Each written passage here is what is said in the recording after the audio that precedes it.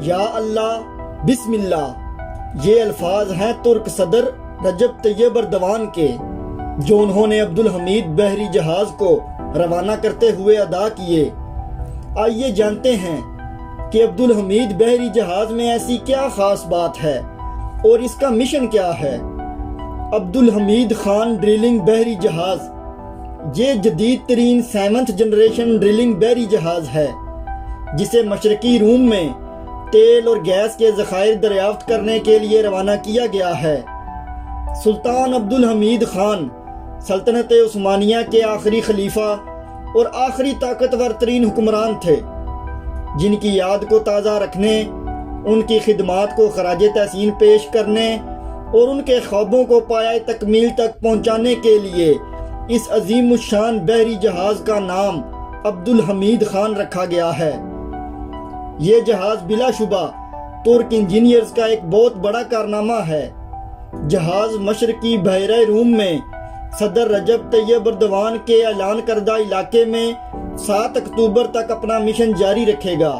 جہاز کی روانگی کی خوبصورت تقریبات۔ جہاز کو روانہ کرنے کی خصوصی تقریب مرسین بندرگاہ پر ہوئی۔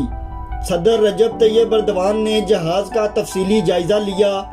تقریب سے خطاب کرتے ہوئے صدر اردوان نے کہا، ہمارا عبدالحمید خان ڈرلنگ جہاز توانائی کے شعبے میں ترکی کے نئے ویژن کی علامت ہے۔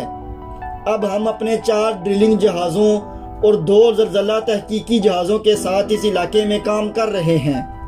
صدر اردوان نے واضح کیا کہ مشرقی بحیرہ روم میں قدرتی وسائل کی تلاش کا کام ہماری سرحدوں کے اندر ہو رہا ہے، اس لیے ہمیں کسی سے اجازت لینے کی ضرورت نہیں ہے۔ صدر اردوان نے خوشخبری سنا دی۔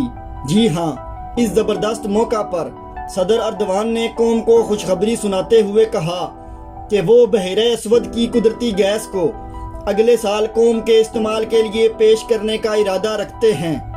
ان کا کہنا تھا کہ اگلے مرحلے کے لیے درکار 10 کنوؤں میں کام مکمل کرنے کے بعد یہ منصوبہ 2023 میں قوم کی خدمت میں پیش کیا جائے گا، جس سے ترکیہ کا درآمدی گیس پر انحصار کچھ کم ہو جائے گا۔ اس وقت بحیرہ اسود میں ترکیہ کے 2 ڈرل شپس قانونی اور یواز پہلے ہی ڈرلنگ کام میں مصروف ہیں۔ ترکیہ کے 4 جہاز بیک وقت مشرقی بحیرہ روم اور بحیرہ اسود میں تیل اور گیس کی تلاش کے کام میں مصروف ہیں۔ ناظرین، ترکیہ اپنی گیس کی 40% ضروریات کو روس سے گیس امپورٹ کر کے پورا کر رہا ہے۔ گیس کے نئے ذخائر آ جانے کے بعد گیس کی خرید کے معاملے میں ترکیہ روس کو خدا حافظ کہنے کی پوزیشن میں آ جائے گا۔